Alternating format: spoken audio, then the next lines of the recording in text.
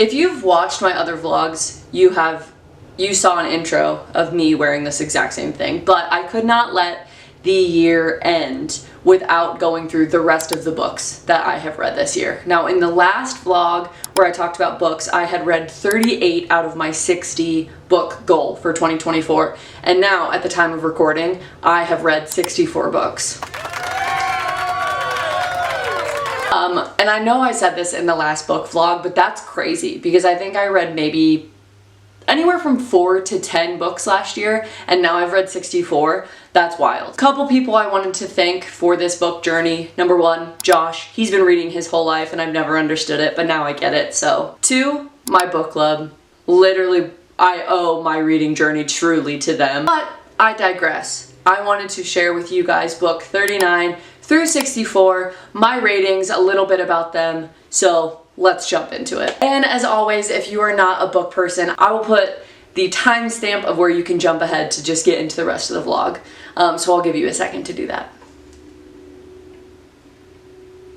Hey book people, welcome to my review. Before I jump into the books, here is a quick little reminder of my star scale. So 1 is a DNF. I did not finish the book, I did not like it, whatever. 2 stars, I finished the book, but I did not like it. 3 stars is I finished it and I liked it. Kind of middle of the road, nothing too crazy. 4 is I finished the book, I really liked it, and therefore I would recommend it. And then a 5-star book for me is I finished it, I absolutely loved it. Not only do I recommend it, but I would read it again. And that is also a big deal because I don't reread books unless I'm obsessed with them. Alright, starting strong, we have the Housemaid series. I love Frida McFadden. They're quick reads, they are juicy, they are suspenseful, and a lot of times they are very scary. So Frida McFadden is another person I almost want to shout out for my reading this number of books this year because, you know, we got after it with Frida this year. I gave each of those books 4 stars. I think I would rank them first, second, and third in like the order in which I like it.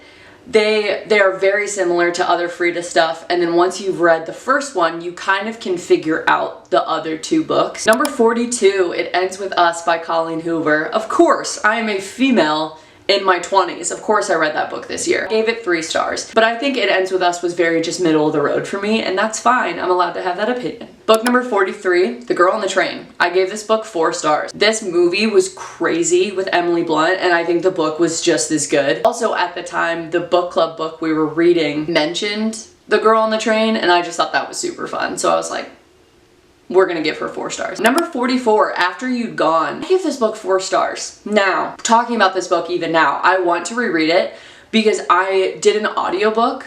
All I remember is sobbing. Do I remember the gist of the book? No, but I remember one gnarly plot twist and then I remember sobbing at the end. I want to reread it, which normally that means it would be a 5-star, but I don't remember it being good enough that at the time I finished, I was like, let's run it back, I'm gonna read this again. So 4 stars for After You'd Gone. Number 45, A Flicker in the Dark. This was a book club book and I gave it 4 stars. This was a very good, suspenseful, from what I remember, not very gnarly. It was super fun to talk about in our book club group chat. I think I put on my Instagram story that this is like a really good introduction thriller. But yeah, it's just really good. Recommend it a lot. Now our first 5-star book goes to book number 46, and that's Leadership Paradox. I read this book for the first time, I think in 2016, and I've read it probably 5 times. It's one of those that it's really small, really short, but really profound.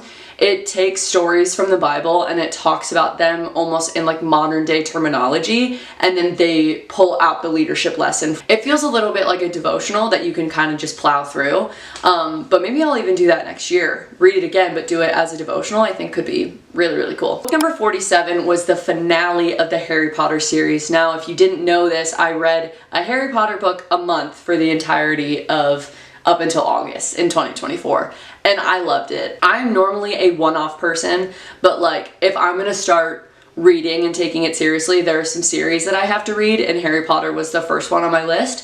Deathly Hallows got 4 stars. I think it was a beautiful conclusion. I sobbed at the end.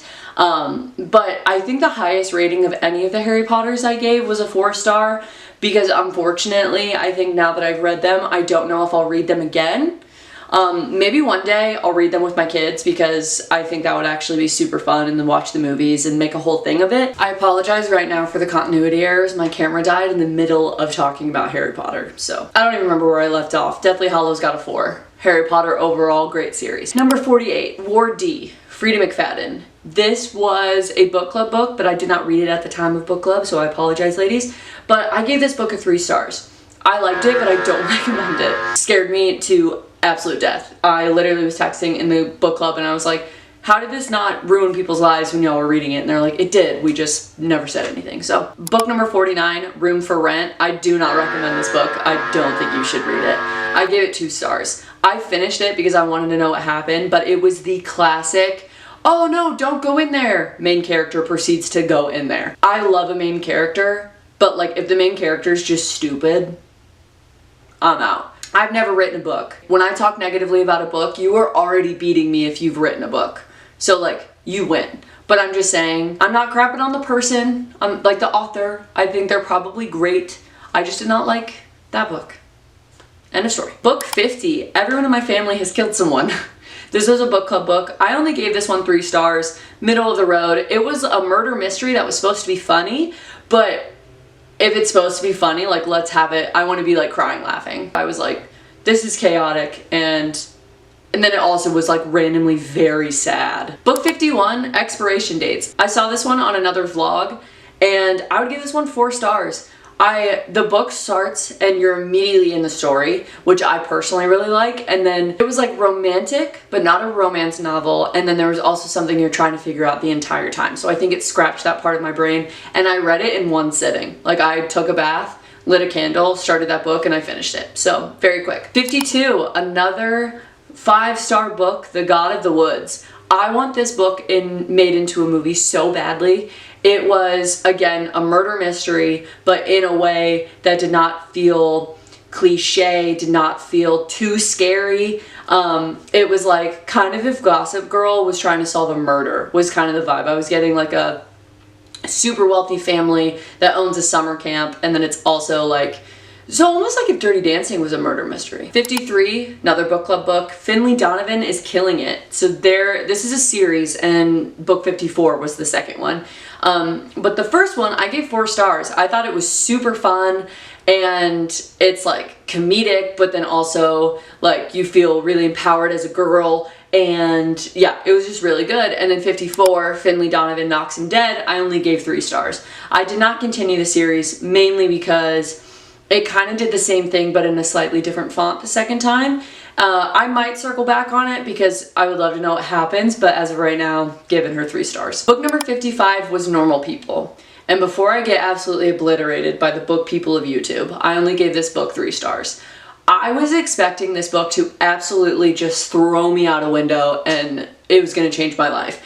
And so I think I had extremely high expectations for this book that unfortunately were not met. I read another book called Don't Believe It that's on this list that's very similar, where it feels as if the book ends in the middle of a sentence. There's not a whole lot of satisfaction in the ending, but the book did exactly what the title is. It's a book about normal people. Not a whole lot happens. I have a feeling I would love the show, so I need to get my hands on that, but the book itself got 3 stars. 56, Reappearing Church, I gave 4 stars. We did this as a book club style book with our friends in Tennessee, and it was great. It was very cool conversation pieces. I took a ton of notes, and I feel like this book actually really kind of set a cool course for the rest of this year for me, so 4 stars. Book 58, a 5-star book for me, was Big Little Lies. I put this in my Goodreads review.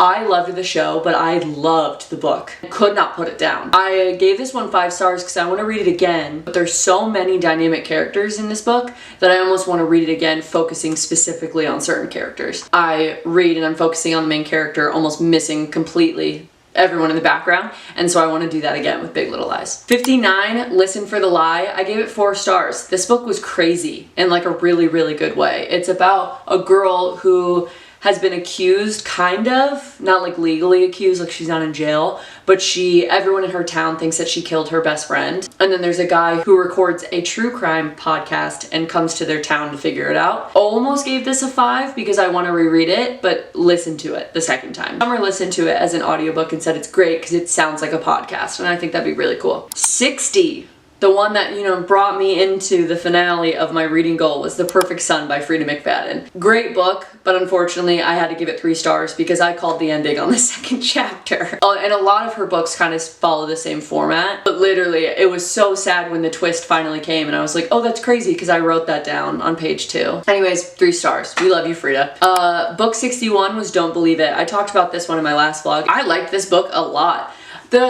The hard thing with me with reading a lot of true crime or murder mystery or, you know, thrillers, once you get that satisfaction of figuring out the twist, it's hard to give it 5 stars for me because I won't read it again. Because I'm like, no, I know how that ends. And yes, the book was interesting, but I think it was interesting building up to the twist, which I now know. But Don't Believe It was really cool. So I gave it 4 stars. I think this one was also a really good intro to thriller, intro to murder mystery book. Because again, it's not gnarly as in the details, but the story itself is just full and dense up until the last page. But you do get the satisfaction of figuring it out, but the characters in the book haven't figured it out. So it's kind of like a nod to the reader, which I think is always kind of fun. And then wrapping this list up, book 62, 63, and 64, I finally read the Hunger Games series. And when I tell you that these books actually changed my life, I'm not being dramatic. Well, I'm being dramatic, but it's true. I read the first one, immediately read the second one, immediately read the third one. I'm so glad that I didn't read them in high school, because I think being 26 and reading them now, I sobbed. And like, again, that's not shocking when you hear the rest of this list that I cried. I finished Mockingjay last night and I sat there staring at the wall with like tears streaming down my face. And I've never written down that many quotes and that many lines from a book series ever. Katniss in general, I think, is one of my favorite female characters of all time. And I'm Team Peeta till the day I die. And if you're Team Gale, you haven't read the books. So I need to do a much better job at checking my footage before I just go about my life. I filmed this video a while ago. Clearly we've already moved and set up in a new place. And I'm ranting at the end of that video about Hunger Games, and even though I thought I filmed an ending, I guess I didn't. So I've read a couple more books since I recorded all this, but none of them honestly are worth mentioning. But if you're curious, check out my Goodreads. But yeah, so those are all the books that I've read in 2024. If you made it through this one and you haven't watched the first one, go back. I go way more in depth in the first one, but hopefully I will be doing a couple more videos like this in 2025. I think that's it. So I will catch you guys in the next one. Rambo, can you say Happy New Year? Say Happy New Year. This isn't my dog, don't freak out.